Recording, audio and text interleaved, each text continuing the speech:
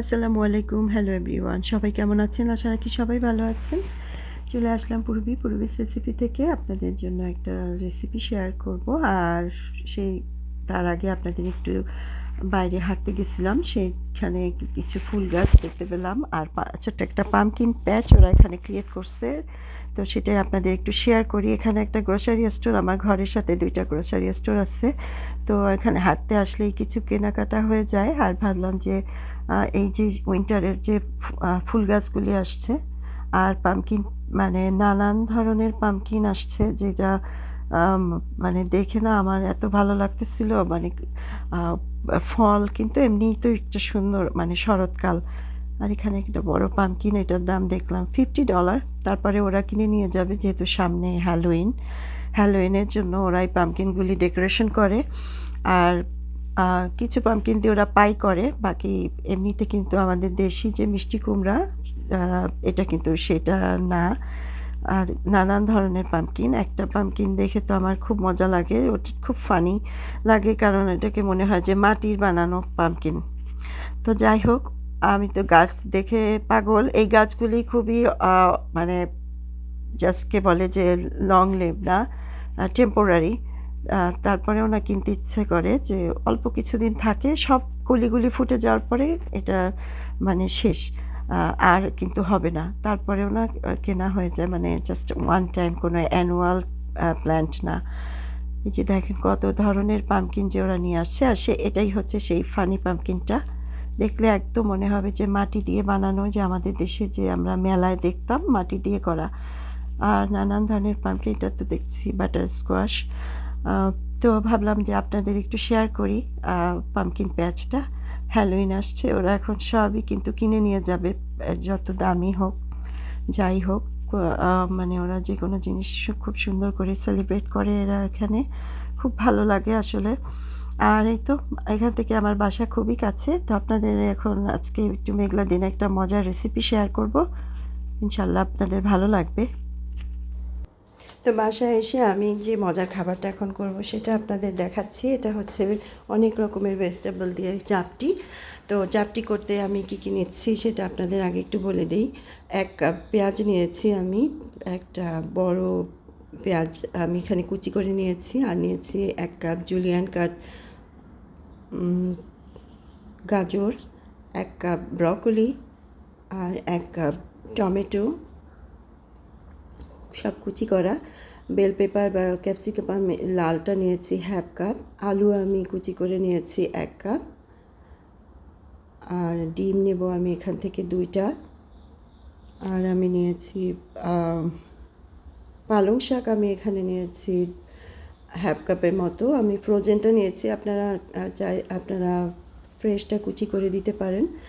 আর কাঁচামরিচ কুচি আমি এখানে বেশ খানিকটা নিয়েছি, প্রায় 3টা বড় কাঁচামরিচ। আর নিয়েছি হলো মশলা, আমি দিয়েছি খুব সামান্য হলুদ গুঁড়া, লাল মরিচের গুঁড়া 1/2 টিস্পুন, ধনিয়ার গুঁড়া 1 টিস্পুন, জিরার গুঁড়া 1 টিস্পুন। খুব বেশি মশলা এখানে দিতে হবে না, জাস্ট মশলার ফ্লেভারের জন্য দেয়া। আর আমি নিয়েছি 1/2 টিস্পুন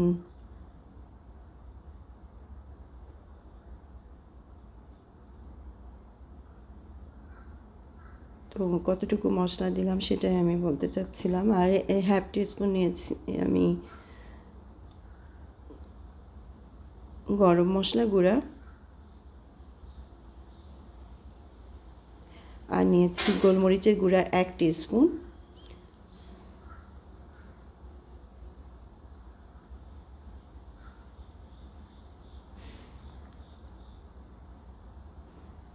তো এই সব গুঁড়া মশলা দেওয়ার পরে আমি এখানে একে একে সব ভেজিটেবলগুলি মানে, আর এখানে নিয়েছি 1 টিস্পুন রাঁধুনি বা হিং।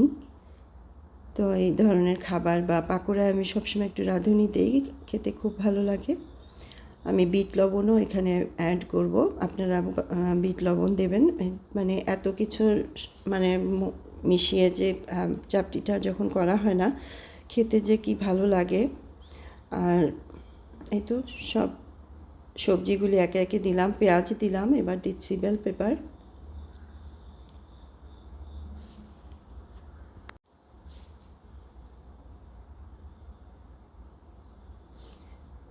Tomato,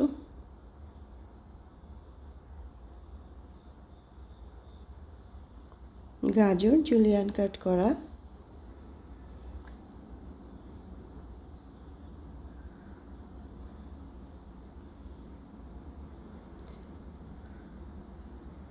broccoli 1 cup. আপনারা চাইলে এখানে ফুলকপি বা বাঁধাকপি দিতে পারেন ব্রকলি হাতের কাছে না থাকলে। যত রকমের সবজি আছে দিয়ে করলে আসলে খাবারটা খুবই হেলদি একটা খাবার, আর প্রোটিনও আছে যেহেতু ডিম থাকবে। আপনারা চাইলে এখানে মুরগির মাংস অ্যাড করতে পারেন বা গরুর মাংস কুচি অ্যাড করতে পারেন, কারণ গরুর মাংস কুচি আসলে মুরগি এগুলি সিদ্ধ করে নিতে হবে, মানে পুরা রান্না সিদ্ধ করে নিতে হবে, পুরাটাই রান্না করে নিতে হবে, যেহেতু এই সবজিগুলি খুব তাড়াতাড়ি হয়ে যাবে। তো মাংস সেক্ষেত্রে একটু সিদ্ধ করে নিলেই ভালো। এই সব কিছু এবার দিয়ে দিয়েছি পালং শাকটা, আর দিচ্ছি কাঁচামরিচ কুচি। তো ঝালটা আসলে আপনাদের পছন্দ অনুযায়ী সবসময় বলে থাকি। তো অনেক কিছুই থাকবে, ঝালটা আমি একটু ঝাল করেই করতে চাই, কারণ এই ধরনের খাবার একটু ঝাল হলে ভালো লাগে। বাচ্চাদেরও আপনারা টিফিনে এ ধরনের খাবার করে দিতে পারেন, কারণ এটা খুবই হেলদি একটা খাবার। সব সবজি থাকবে আর সব কিছু অ্যাড করে যখন বানানো হয়, আপনারা একটু লেবুর রস ছিটিয়ে তারপরে যদি এটা চা কফির সাথে খেয়ে থাকেন, খেতে মানে খাবেন যখন, তখন বুঝবেন যে এত মজা লাগে খেতে। আর এত কিছুর হার্ব, এত মশলার মানে সমন্বয় তৈরি যে সত্যি খেতে অনেক মজা। এবার দিয়ে দিলাম 1 teaspoon red flakes, red chilli flakes আর কি, যেটা লাল মরিচের ফ্লেক্স। আর গোলমরিচের গুঁড়া আমি দেব 1 টিস্পুন।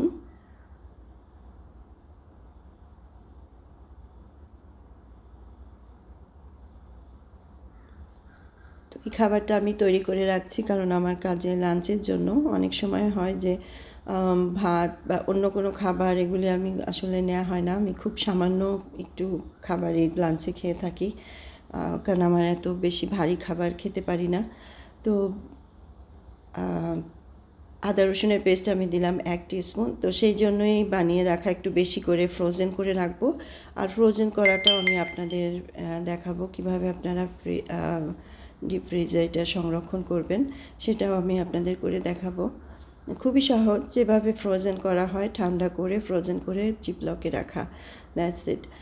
তো লবণ দিয়ে দিলাম আমি 1.5 টিস্পুন, যেহেতু অনেক সবজি, আলু, ময়দা সব থাকবে। তো লবণটা অবশ্য আপনারা পরে একটু টেস্ট করে নিতে পারেন। আর হচ্ছে এখানে দিয়ে দিচ্ছি বিট লবণ আমি সামান্য। বিট লবণও কিন্তু একটা আলাদা আলাদা হিং, রাঁধুনি যেটা, আর বিট লবণ, এই দুটো একটা আলাদা টেস্ট নিয়ে আসবে। এই খাবারটা প্রথম দিন খেতে যতটা ভালো না লাগে, পরে ফ্রিজে রাখার পরে না, যখন আপনি বের করে আবার একটু তেল দিয়ে ভেজে নেবেন, একদম মচমচা করে ভেজে নেওয়ার চেষ্টা করবেন, তখন যে কি ভালো লাগে। সামান্য একটু লেবুর রস উপরে ছিটিয়ে তারপরে যদি সার্ভ করা হয়, মানে চা বা কফির সাথে, খুবই ভালো লাগে। আর ওই যে বললাম, আপনারা লাঞ্চে বা ডিনারেও এর একটা খেলেই কিন্তু ডিনার কমপ্লিট হয়ে যায়। তো ডিম দিয়ে দিলাম আমি। এবার দিয়ে দিচ্ছি ময়দা। ময়দা আমি এখানে প্রায় 3 কাপের মতো নিয়েছি, যেহেতু আমি এটা বানিয়ে সংরক্ষণ করব, রেখে দিব একসাথে, তো আর এত খাওয়া যাবে না, অনেক হবে।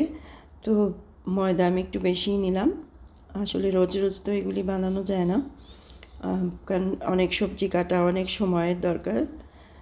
এবার আমি পানি দিয়ে দিচ্ছি। পানিটা আপনারা অল্প অল্প করে দেবেন, একবারে পানিটা দেবেন না, কারণ তাহলে কিন্তু কনসিস্টেন্সিটা বোঝা যাবে না। অল্প অল্প দিয়ে এটাকে মাখতে হবে, তারপরে যে একটা ঠিক একটা কনসিস্টেন্সি আসবে, সেটাও আমি আপনাদের দেখাচ্ছি কতটুকু ঠিক।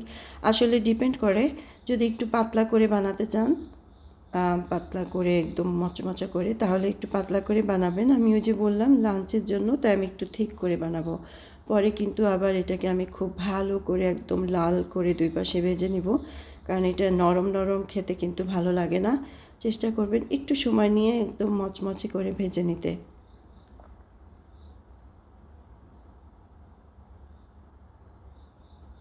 তো অল্প পানি দিয়ে আমি এভাবে মেখে নিচ্ছি।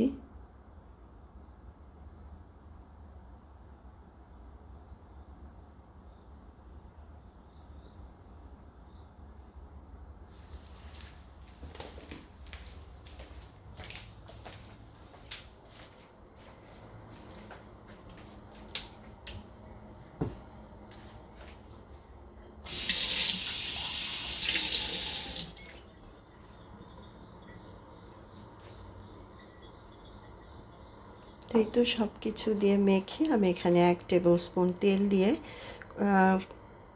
5 মিনিটের মতো একটু রেখে দেব। তারপরে আমি এটা ভাজা স্টার্ট করব।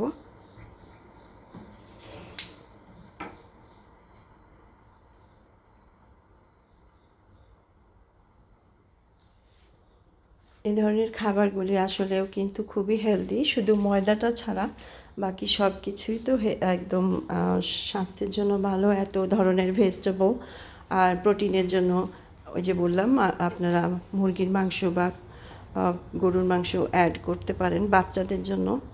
ওই দুটো অ্যাড করলেও কিন্তু খুব ভালো লাগে। আমি কিন্তু মাঝে মাঝে মাংস অ্যাড করেও ওটা বানাই।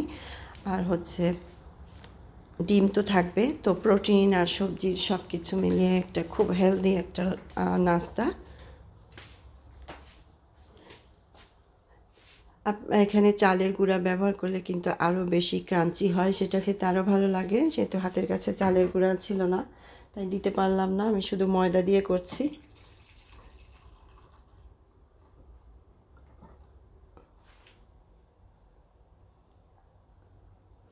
যখন কিছুই খেতে ভালো লাগে না এই ধরনের খাবারগুলি কিন্তু আসলে মানে কী বলবো, মুখে রুচি নিয়ে আসে।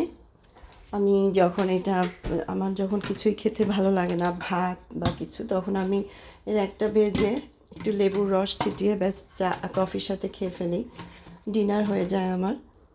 আর লাঞ্চে আমি নিয়ে যাই সামটাইমস, সবসময় নিতে পারি না কারণ সময় থাকে না, কারণ এটাকে রিফ্রাই করতে হয়। তো তারপরেও আসলে লাঞ্চে নেওয়ার জন্যই কিন্তু এটা করা।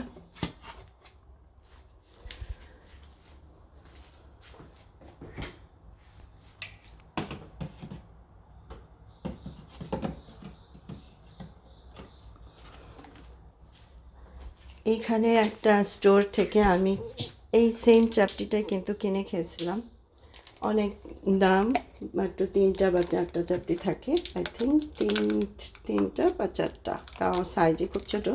এনিওয়ে সেটা বড় কথা না, কিন্তু আমার মনে হচ্ছে যে ওরা কিন্তু এত বেশি সবজিও দেয় না।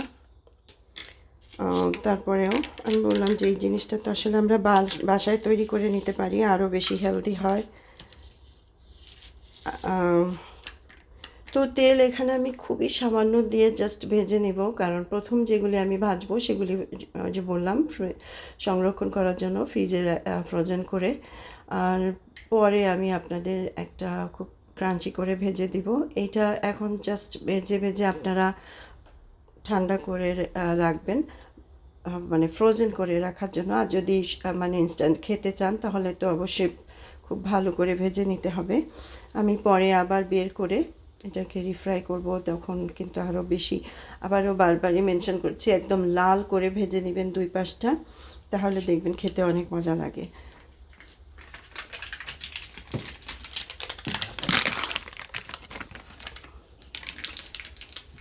সরি, একটু অ্যানোয়িং শব্দ হচ্ছে। তো এই তো এবার আমি এইভাবে করে ভেজে নিলাম।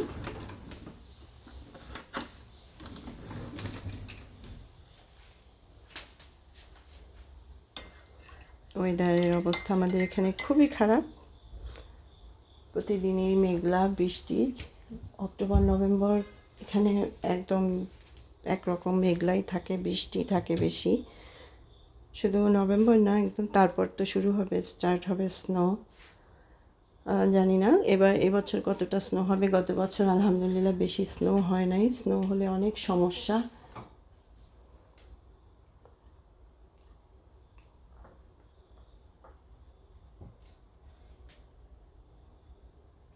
তো আমি এটা ভাজছিলাম, আর একটা চুলায় আমি আমার কফি তৈরি করছিলাম, তো কারণ আমি এটার সাথে কফিটা দিয়ে এনজয় করব।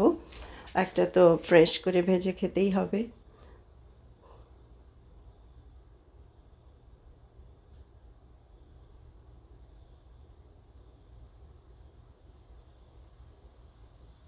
তো এভাবেই আমি একে একে সবগুলি ভেজে নেব একটু হালকা তেল দিয়ে।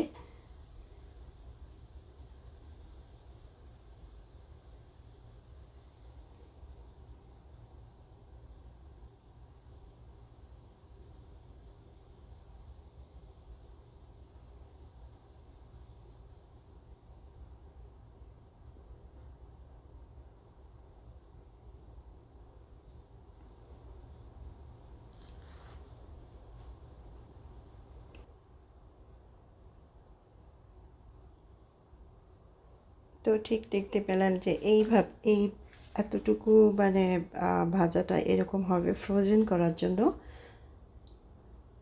আর আমি এখনই আপনাদের একটু দেখানোর জন্য একটা খুব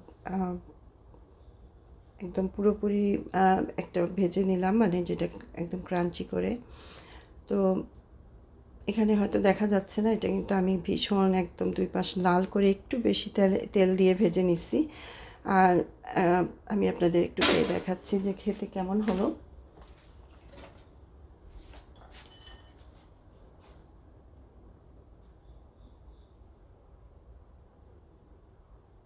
আমি উপরে একটু লেবুর রসও মানে ছিটিয়ে নিয়েছিলাম। সরি সেটা আমি আপনাদের দেখাতে পারি না। এই যে আমার কফি, আমি অর্ধেক কফি শেষ করে ফেলছি, আর বাকিটা দিয়ে আমি এটা খাবো, কারণ বাসায় ঢুকিয়ে আমি কফি চড়িয়েছিলাম, মানে কারণ বেশি রাত হয়ে যাবে। আর এই যে আমি জিপলকে কিভাবে সংরক্ষণ করব সেটাও একটু আপনাদের দেখিয়ে দিলাম। এখানে আমি ঠান্ডা করে তারপরে ঠান্ডা মানে ঠান্ডা করে জাস্ট এভাবে রাখলেই হবে, আলাদা ফ্রোজেন করে আবার কিন্তু জিপলকে ঢুকাতে হবে না, কারণ এটার সাথে তেল আছে। যখন আপনি ফ্রিজ থেকে বের করে এটাকে ভাজতে চাইবেন আবার, এটা কিন্তু অটোমেটিকলি এটা আলাদা হয়ে যাবে একটা থেকে আরেকটা। তো এভাবেই ফ্রোজেন করে আপনারা এনজয় করবেন যে কোনো সময় যখন খেতে ইচ্ছে লাগবে। এত মজার আর হেলদি একটা চাপটি। আশা করি আপনাদের এই রেসিপিটি ভালো লেগেছে। আর এখন শীতের দিন আসছে, এ ধরনের গরম গরম চাপটি খেতে কিন্তু খুবই ভালো লাগবে। পাকোড়ার রেসিপিও আমি ইনশাল্লাহ আপনাদের শেয়ার করব। তো আশা রাখি এই রেসিপিটি আপনাদের কাজে লাগবে।